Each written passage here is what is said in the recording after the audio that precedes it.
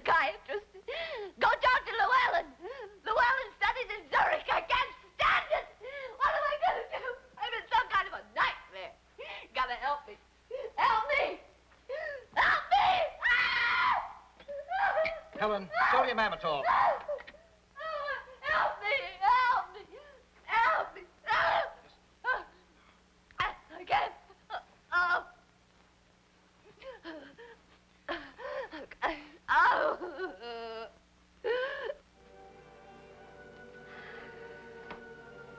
How complex is the human mind? It has been compared to the atom bomb, whose two elements, when kept apart, are perfectly harmless. So it is with the conscious and the subconscious of the human mind.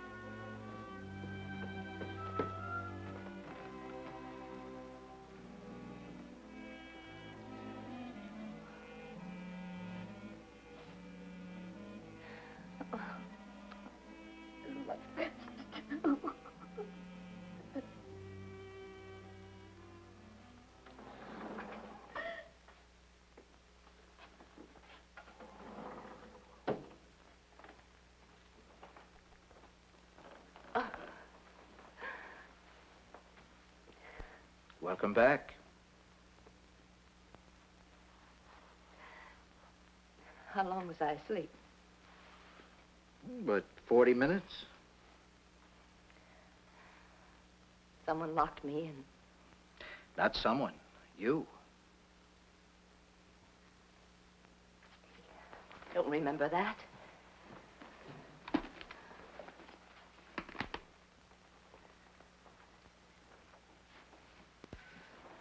Your subconscious didn't trust me. Sometimes even a sedative won't stop a reaction. A fear reaction. Doctor, if you never become better acquainted with my subconscious than that, we're in trouble. Why? You weren't afraid? Not of you.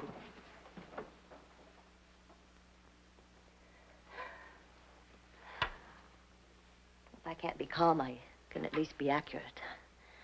I mean, I wasn't afraid of you. And what does that mean? What does that mean? Oh, come on, Doctor. We're a team, aren't we? You've got to pull a little, too. If I'm not afraid of you, then what's left?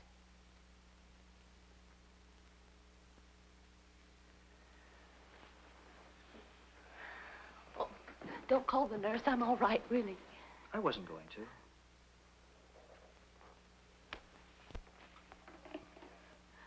Pardon me.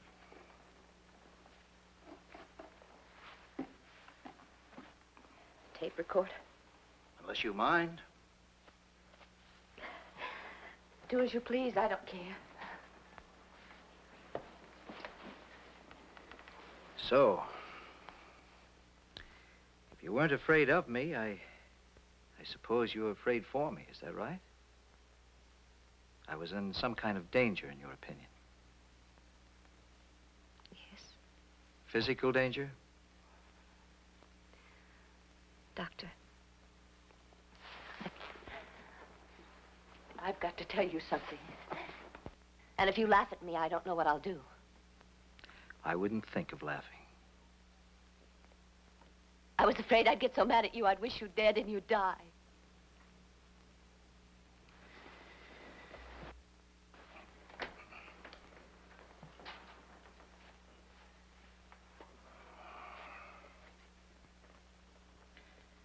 Is it Miss Wadsworth or Mrs.? Come on, Doctor. Do we have to go down that dreary road? I'm a normal, healthy woman. I love my mother and my father, and they love me. I get along very well with my employer. And that would be, Mr. Alfred Ross, president of Alfred Ross Associates. He controls, I don't know, 8 or 10 firms, including a fashion house. I'm the executive manager of that. There's an Alfred Ross who owns one of the major ball clubs. Same Ross. From dresses to baseball. Dresses, baseball, steel, real estate, motion pictures. Quite a range. Quite a man. Quite a man.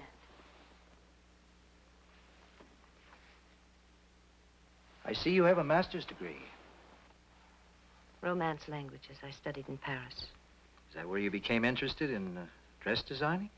No. I'd always liked it. Satisfying work, I imagine. Creative. It was. I haven't designed for years now. Is the executive end of the business less satisfying? No, I don't think so. More pressure, surely. More decisions. More chance to lose your temper? More chance, far less excuse. I had a terrible temper as a child. I've worked very hard to control it.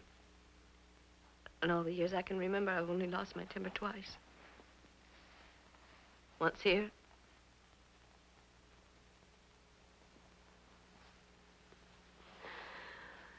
Once 3 weeks ago.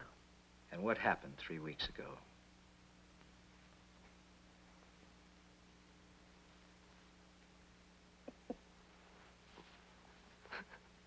Someone died. Tell me.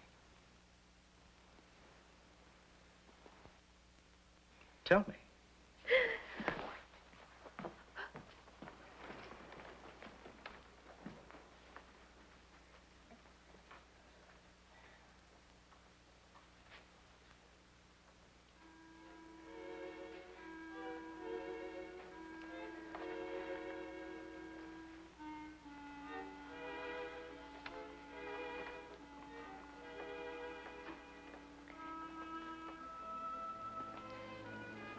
It was a hot, sultry day. Like today. They were working on the air conditioning system. And we'd all brought fans to the office. As a rule, no one comes down on Saturday. That's why I was so surprised to find the fan on in my assistant's office. It aggravated me to find that someone else was there, too. I remember how the fan kept blowing some papers on her desk. I don't know why. I'm not usually so curious. But I wanted to see what she was working on. I picked up one of the papers. And I read it. It was a letter from Ross. This assistant, tell me a little about her. Joyce? Oh, not very attractive. Well. Well, well. It's like catching a big bright eye at the keyhole, isn't it? I want to congratulate you on your splendid ideas for our new fall line. What ideas? Why don't you read the rest of it? I didn't see any new ideas from you. You weren't available. Stop it. You weren't available. You've never paid any attention to my suggestions. If I had sent them to you, you'd have thrown them in the wastebasket like every other modern notion that crosses your desk. Well, this time I went over your head. Clear up to Al's penthouse?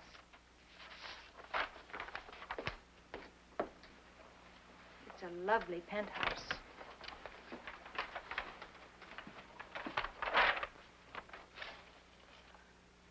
As I told you last week, we've been contemplating a change in executive authority for some time. I wonder if you would be available for luncheon on the 31st, when we can go into this matter at greater length.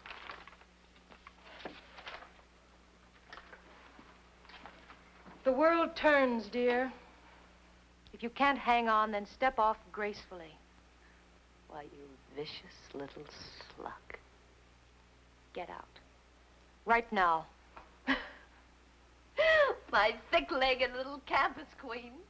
Who do you think you're playing games with? Some child off the street? Get out! I picked you up by the scruff of your dirty neck, and I can drop you again. You've never seen the day when you can replace me around here, and you never will. You know, Karen, you're very unattractive when you lose your temper. Why, you little...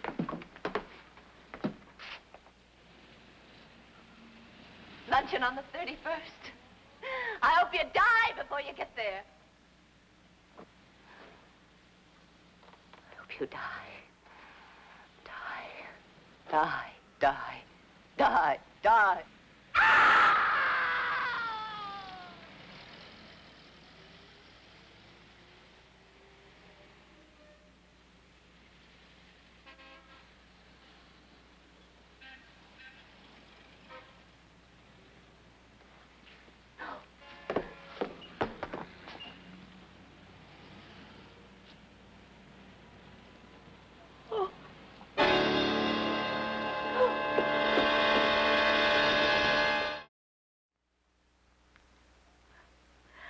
I wonder what our man Freud would have to say about this.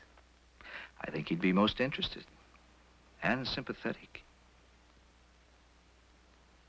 He'd say I'd lost my mind. Not in the least. But it happened. What happened? I killed Joyce Chapman. No. What happened was that Joyce Chapman died coincidentally with a desire on your part to see her dead. You've constructed a guilt bridge between two unconnected events in order to punish yourself.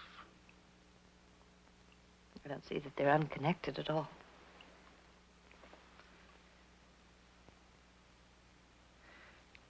Karen, suppose you were a little girl, and I knew that an eclipse was due, and I told you to take a deep breath and try to blow out the sun, and you found you could. Wouldn't those two unconnected events make you feel guilty?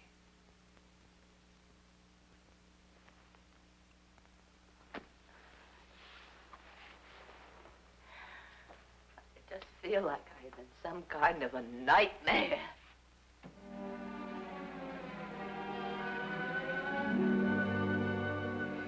The autopsy indicated she was probably dead before she hit the street. Well, how?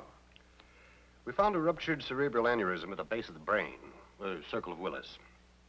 It so happened that the skull was almost untouched. Well, of course, the aneurysm was indicated in her past history.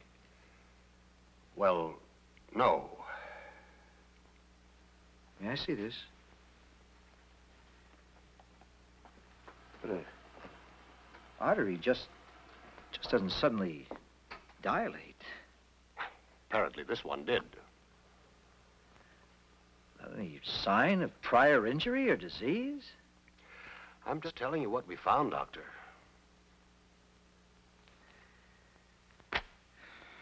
Well, makes my job a little more difficult. Why? My patient believes she willed Miss Chapman dead. What's this woman's background? General hysteria? No. Just the opposite. Intelligent, alert. Executive manager of a dress firm here. Alfred Ross Associates. Alfred Ross? Yes, why? Oh, nothing. Only I've known Al Ross for 20 years, I guess. He was a fine man. Was? Yes, he keeled over on the golf course last night at 6 o'clock. Tragic. 49. That's too young. You sure you're the right man? Read in the paper today, and Alfred Ross was on TV last night. They taped that program a week ago. Oh. Coronary? I don't know. He'd never shown any indication. Maybe your woman's been practicing her voodoo again, Doctor. Yes. Maybe. How do you feel? How do I feel? Like dancing. I spent the weekend in the country. I haven't heard a telephone ring or read a newspaper or... Oh, I forgot. I did see a television show, though. You'll never guess who I saw. Who? Ross. I can't escape him. He's like Big Brother, you know? There he was, holding forth in his usual assured way. All about fashions, all wrong. I suddenly realized that it wasn't just Joyce that was trying to put the knife in me. And I got madder and madder. And I saw that funny little smile, like a little boy, like a cruel little boy. I suddenly said, the wrong one died. And I got so scared that I couldn't look. But then he went right on talking, and when I did look, he was right there, alive as ever. And I knew it was all in my head. Now, do you know why I feel like dancing? When did this happen? Around 6. Have you ever been hypnotized, Karen? Oh, yes, I tell you, I am the best subject in the world. Fine, Every time fine. You lie down there. All right.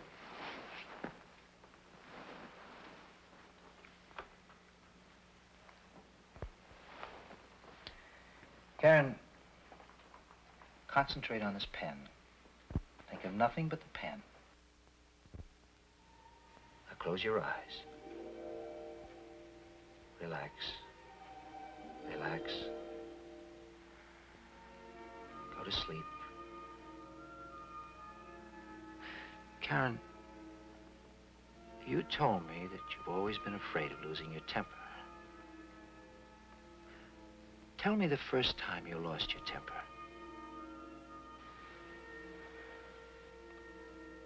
Karen, how old are you?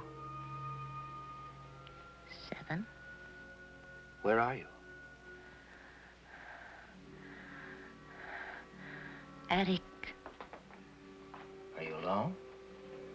Donna. What are you and Donna doing? I let Donna try on the clothes in the trunk, but they were mine. You mean your mother's? Yes. It's my attic. She always has to have her own way. But I found the hat first. Why should she take it? It's my hat. Oh, I hate you. I wish you were dead. I wish you were dead, dead, dead. And she was dead. And she was dead.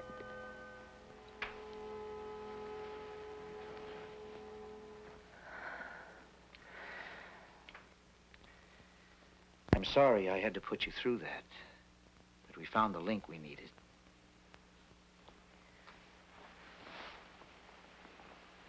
Poor little girl. Which one? Can't you see that both of them were to be pitied?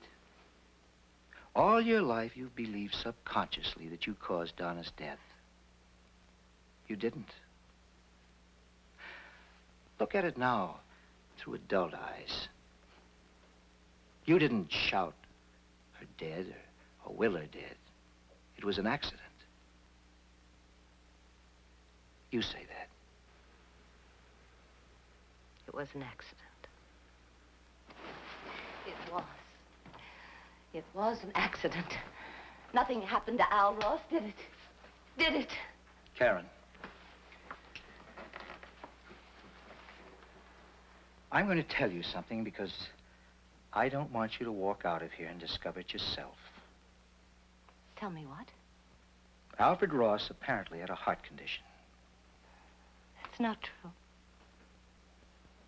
Had a heart condition. He died last night. But I saw him afterwards on the television show. The program was taped. Oh, well, then it was my fault. No. It was my fault. They were unconnected events. Oh, you can't still believe it. I can prove it. No. Karen, listen to me. Wish me dead. Oh, no. Wish me dead. No, leave me alone. Why won't you try? Are you afraid to try? Are you afraid it won't work? That you'll have to give up this fantastic superstition? No. No. Gives No. you a great ego gratification, doesn't it? Makes you feel like a god, doesn't it? That makes you feel great, doesn't it? That's why you won't test it.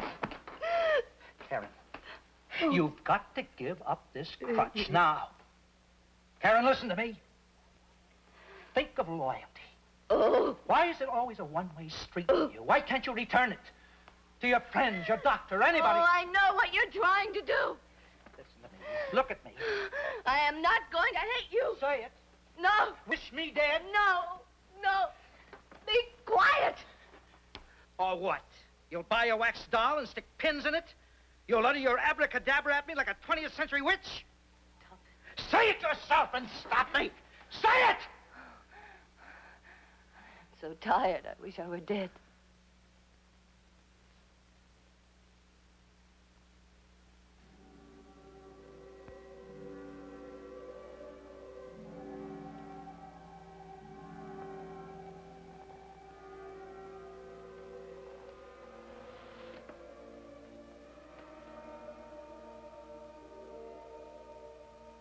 Karen. Cause of death blank. I'm not going to write voodoo in that space, Mr. Newland. I'm a medical doctor. What are you going to write? Undetermined causes. You don't suppose it's possible that it could have been a psychic phenomenon? I mean, death by autosuggestion. I'm a scientist. So was Louis Pasteur, who very nearly died of the same thing. Death by suggestion, also caused by a tragically disturbed woman. It's in the record. Yes, I've heard of the case. We've a lot to learn, Mr. Newland. A lot to learn, indeed. What really happened to Karen Wadsworth? A series of cruel and bewildering coincidences? Or a few moments of hate and despair so enormous they could actually be felt by others? In the April 13th, 1959 issue of Time magazine, a curious experiment was reported. 2 rows of seeds were planted. The seeds were chosen from the same package, planted in the same earth by the same people, and cared for and tended equally, with one exception. The first row was prayed over. The second was cursed. The first row flourished. The second withered.